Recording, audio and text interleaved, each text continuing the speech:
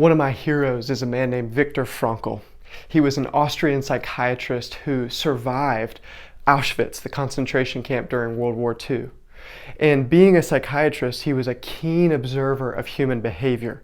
And so when he got out, he wrote down a book of his reflections and recollections of his time there called Man's Search for Meaning. It's one of the most impactful books I've read in a long time. And the show notes will have the link to it there. But in this book, he observed human behavior. He observed what did a place like a concentration camp do to human beings. And maybe the most famous quote from that book, he says, between stimulus and response, there's a space. And in that space is our power to choose our response. And in our response lies our growth and our freedom. In other words, between stimulus and response, between impulse and action, between trigger and reaction, there's this space, this window, this opening. And in that opening, if we can use it, if we can maximize it, if we can be intentional about that opening, we can choose to respond. We have a responsibility in order to choose our growth and our freedom. And so that's really what I want to explore in this series. How do we change? How do people become the kind of people they were meant to become? What does that actually look like?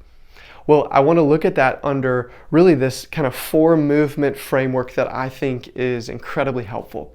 And the 4 movements look like this: interest, attention, awareness, intention. Interest, attention, awareness, intention. Those 4-fold movements, those 4 steps, if you will, are the ways in which we open that window more and more and more so that when we experience something in our circumstances around us or the people that we're interacting with, we still maintain the freedom to choose our way of being in the world. So over the course of this series, we're going to be using ACT, or acceptance and commitment therapy. We're going to be using interpersonal neurobiology, which is the effect of relationships on the brain. We're going to be using contemplative psychology. We're going to be using Christian psychology and spiritual formation, all of those things to help us understand how do we become the kind of people we were meant to be. Towards the end of his life and reflections and recollections, Viktor Frankl actually named that there was something that happened as he observed people, something that changed them and became of them over the course of their experience in the concentration camps. And he said you could really break it down into 3 groups of people. The first group of people became worse because of their circumstances in the concentration camp. They became more bitter and resentful and evil and conniving, and they became more harsh and cruel than even some of the guards themselves. And he said there was a second group of people who became hopeless and despondent and despairing, and they didn't last very long because they could barely survive, let alone thrive in the concentration camp.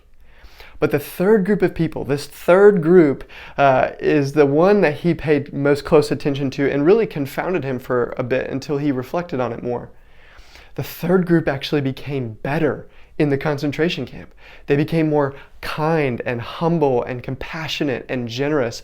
One thinks of somebody like Dietrich Bonhoeffer, the Christian martyr, who was known for sharing his bread with fellow inmates. And one prisoner, a person who watched his life closely, said that when Dietrich Bonhoeffer prayed, it was as if he knew God was right there listening to his prayers. And so how did one become like a Dietrich Bonhoeffer? How did one become like this third group of people that actually sweetened rather than soured in the concentration camp? Well, Viktor Frankl's observation was that group of people had something that they lived for that not even a Nazi concentration camp could take away from them.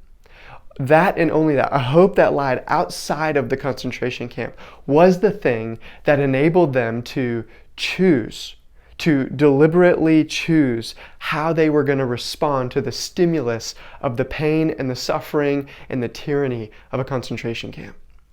Viktor Frankl, towards the end of his book, he's got this quote. He says, "Everything can be taken from a man but one thing, the last of the human freedoms, to choose one's attitude in any given set of circumstances, to choose one's own way."